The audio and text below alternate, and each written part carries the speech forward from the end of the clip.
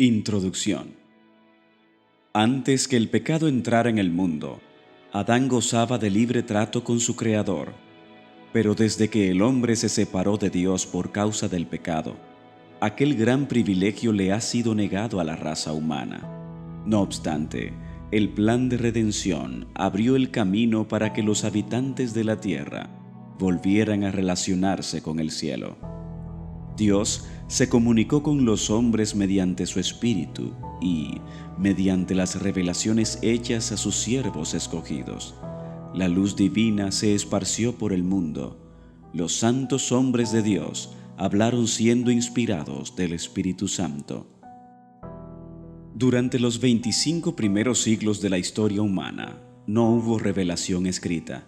Los que eran enseñados por Dios comunicaban sus conocimientos a otros, y estos conocimientos eran así legados de padres a hijos a través de varias generaciones. La redacción de la palabra escrita empezó en el tiempo de Moisés. Los conocimientos inspirados fueron entonces compilados en un libro inspirado. Esa labor continuó durante el largo periodo de 16 siglos. Desde Moisés, el historiador de la creación y el legislador, hasta Juan, el narrador de las verdades más sublimes del Evangelio. La Biblia nos muestra a Dios como autor de ella, y sin embargo fue escrita por manos humanas. Y la diversidad de estilo de sus diferentes libros muestra la individualidad de cada uno de sus escritores. Las verdades reveladas son todas inspiradas por Dios, y con todo, están expresadas en palabras humanas. Y es que el Ser Supremo e Infinito iluminó con su espíritu la inteligencia y el corazón de sus siervos. Les daba sueños y visiones, y les mostraba símbolos y figuras. Y aquellos a quienes la verdad fuera así revelada, revestían el pensamiento divino con palabras humanas. Los 10 mandamientos fueron enunciados por el mismo Dios y escritos con su propia mano. Su redacción es divina y no humana, pero la Biblia, con sus verdades de origen divino expresadas en el idioma de los hombres, es una unión de lo divino y lo humano. Esta unión existía en la naturaleza de Cristo, quien era hijo de Dios e hijo del hombre. Se puede, pues, decir de la Biblia lo que fue dicho de Cristo. Aquel Verbo fue hecho carne y habitó entre nosotros. Escritos en épocas diferentes y por hombres que diferían notablemente en posición social y económica, en facultades intelectuales y espirituales. Los libros de la Biblia presentan contrastes en su estilo, como también diversidad en la naturaleza de los asuntos que desarrollan. Sus diversos escritores se valen de expresiones diferentes. A menudo la misma verdad está expresada por uno de ellos de modo más patente que por otro. Ahora bien, como varios de sus autores nos presentan el mismo asunto desde puntos de vista y aspectos diferentes, puede parecer al lector superficial, descuidado y prevenido, que hay divergencias o contradicciones allí donde el lector atento y respetuoso discierne con mayor penetración la armonía fundamental. Presentada por diversas personalidades, la verdad aparece en sus variados aspectos. Un escritor percibe con más fuerza cierta parte del asunto, comprende los puntos que armonizan con su experiencia o con sus facultades de percepción y apreciación. Otro nota más bien otro aspecto del mismo asunto, y cada cual, bajo la dirección del Espíritu Santo, presenta lo que ha quedado inculcado con más fuerza en su propia mente. De aquí que encontremos en cada cual un aspecto diferente de la verdad, pero perfecta armonía entre todos ellos. Y las verdades así reveladas se unen en perfecto conjunto, adecuado para satisfacer las necesidades de los hombres en todas las circunstancias de la vida. Dios se ha dignado comunicar la verdad al mundo por medio de instrumentos humanos, y Él mismo, por su Santo Espíritu, habilitó a hombres y los hizo capaces de realizar esta obra. Guió la inteligencia de ellos en la elección de lo que debían decir y escribir. El tesoro fue confiado a vasos de barro, pero no por eso deja de ser del cielo. Aunque llevado a todo viento en el vehículo imperfecto del idioma humano, no por eso deja de ser el testimonio de Dios. Y el Hijo de Dios obediente y creyente, contempla en ello la gloria de un poder divino, lleno de gracia y de verdad. En su palabra, Dios comunicó a los hombres el conocimiento necesario para la salvación. Las Santas Escrituras deben ser aceptadas como dotadas de autoridad absoluta y como revelación infalible de su voluntad. Constituyen la regla del carácter, nos revelan doctrinas y son la piedra de toque de la experiencia religiosa. Dice 2 Timoteo capítulo 3 versos 16 y 17: Toda la Escritura es inspirada por Dios y es útil para la enseñanza, para la reprensión, para la corrección, para instrucción en justicia, a fin de que el hombre de Dios sea perfecto, estando cumplidamente instruido para toda buena obra. La circunstancia de haber revelado Dios su voluntad a los hombres por su palabra no anuló la necesidad que tienen ellos de la continua presencia y dirección del Espíritu Santo. Por el contrario, el Salvador prometió que el Espíritu facilitaría a sus siervos la inteligencia de la palabra, que iluminaría y daría aplicación a sus enseñanzas. Y como el Espíritu de Dios fue quien inspiró la Biblia, resulta imposible que las enseñanzas del Espíritu estén jamás en pugna con las de la palabra. El Espíritu no fue dado, ni puede jamás ser otorgado para invalidar la Biblia, pues las Escrituras declaran explícitamente que la palabra de Dios es la regla por la cual toda enseñanza y toda manifestación religiosa debe ser probada. El apóstol Juan dice: No creáis a todo espíritu, sino probad los espíritus, si son de Dios, porque muchos falsos profetas han salido por el mundo. Eso lo encontramos en 1 de Juan, capítulo 4, versos 5. E Isaías declara: a la ley y al testimonio, si no dijeren conforme a esto, es porque no les ha amanecido. Según Isaías capítulo 8, verso 20. Muchos cargos se han levantado contra la obra del Espíritu Santo por los errores de una clase de personas que, pretendiendo ser iluminadas por éste, aseguran no tener más necesidad de ser guiadas por la palabra de Dios. En realidad, están dominadas por impresiones que consideran como voz de Dios en el alma, pero el espíritu que las dirige no es el Espíritu de Dios. El principio que induce a abandonarse a impresiones y a descuidar las Santas Escrituras solo puede conducir a la confusión, al engaño y a la ruina.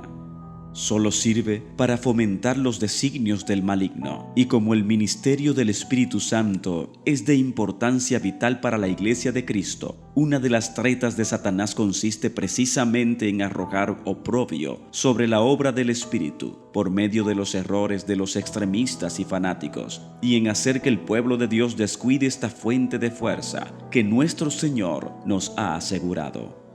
Según la palabra de Dios, el Espíritu Santo debía continuar su obra por todo el período de la dispensación cristiana. Durante las épocas en que las Escrituras tanto del Antiguo como del Nuevo Testamento eran entregadas a la circulación, el Espíritu Santo no dejó de comunicar luz a individualidades aisladas, amén de las revelaciones que debían ser incorporadas en el Sagrado Canon. La Biblia misma da cuenta de cómo, por intermedio del Espíritu Santo, ciertos hombres recibieron advertencias, censuras, consejos e instrucción que no se referían en nada a lo dado en las Escrituras.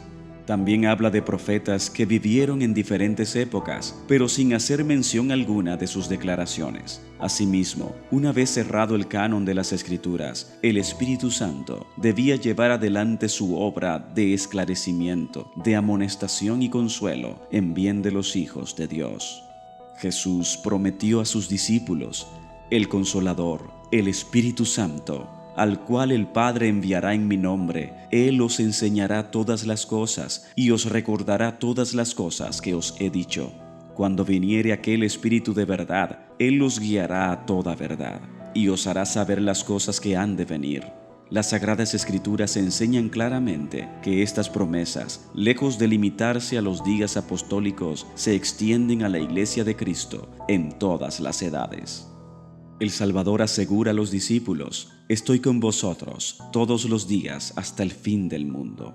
San Pablo declara que los dones y manifestaciones del Espíritu fueron dados a la Iglesia, para el perfeccionamiento de los santos, para la obra del ministerio, para la edificación del cuerpo de Cristo, hasta que todos lleguemos a la unidad de la fe y del conocimiento del Hijo de Dios, al estado de hombre perfecto, a la medida de la estatura de la plenitud de Cristo.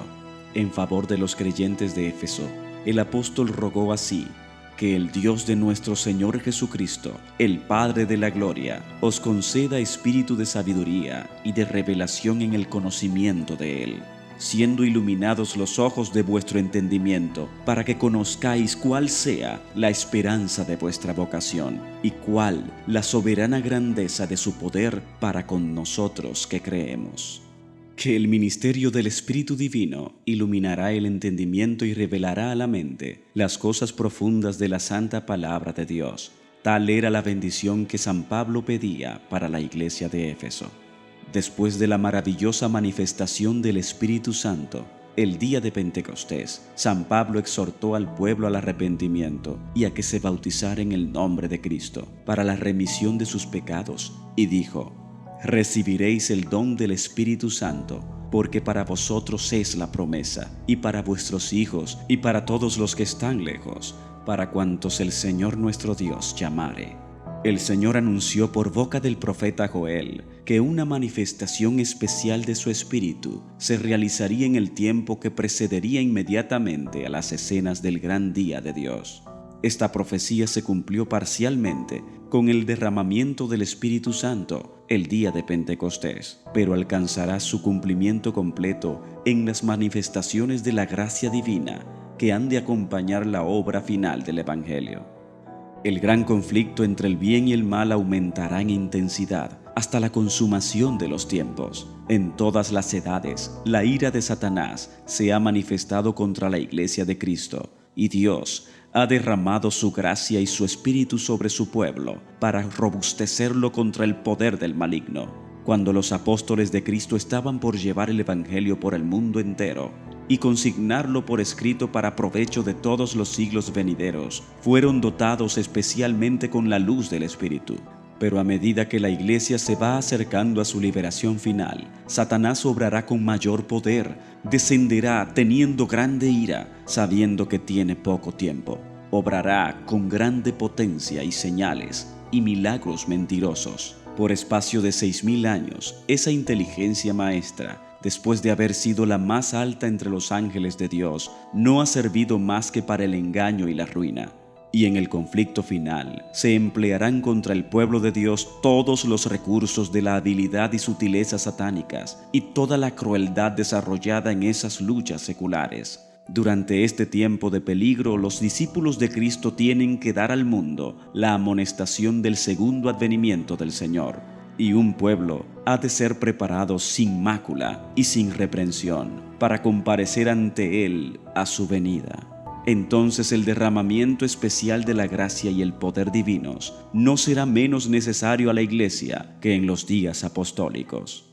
Mediante la iluminación del Espíritu Santo, las escenas de la lucha secular entre el bien y el mal fueron reveladas a quien escribe estas páginas. En una y otra ocasión se me permitió contemplar las peripecias de la gran lucha secular entre Cristo, príncipe de la vida, autor de nuestra salvación, y Satanás, príncipe del mal, autor del pecado y primer transgresor de la santa ley de Dios. La enemistad de Satanás contra Cristo se ensañó en los discípulos del Salvador. En toda la historia puede echarse de ver el mismo odio a los principios de la ley de Dios, la misma política de engaño, mediante la cual se hace aparecer el error como si fuese la verdad.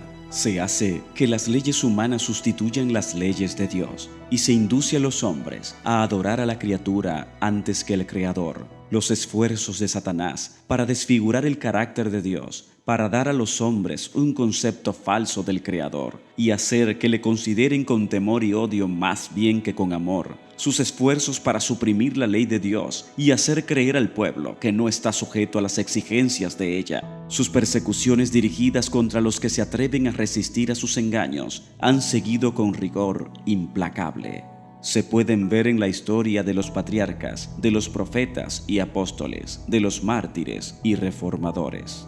En el gran conflicto final, Satanás empleará la misma táctica, manifestará el mismo espíritu y trabajará con el mismo fin que en todas las edades pasadas. Lo que ha sido, volverá a ser, con la circunstancia agravante de que la lucha venidera será señalada por una intensidad terrible, cual el mundo no la vio jamás. Las seducciones de Satanás serán más sutiles, sus ataques más resueltos. Si posible le fuera, engañaría a los escogidos mismos. Al revelarme el Espíritu de Dios las grandes verdades de su palabra y las escenas del pasado y de lo porvenir, se me mandó que diese a conocer a otros lo que se me había mostrado, y que trazarse un bosquejo de la historia de la lucha en las edades pasadas, y especialmente que la presentase de tal modo que derramase luz sobre la lucha futura que se va acercando con tanta rapidez. Con este fin, he tratado de escoger y reunir acontecimientos de la historia de la Iglesia en forma que quedara bosquejado en el desenvolvimiento de las grandes verdades comprobantes que en diversas épocas han sido dadas al mundo. Han excitado la ira de Satanás y la enemistad de la Iglesia amiga del mundo, y han sido sostenidas por el testimonio de aquellos que no amaron sus vidas, exponiéndolas hasta la muerte. En estos anales podemos ver un anticipo del conflicto que nos espera.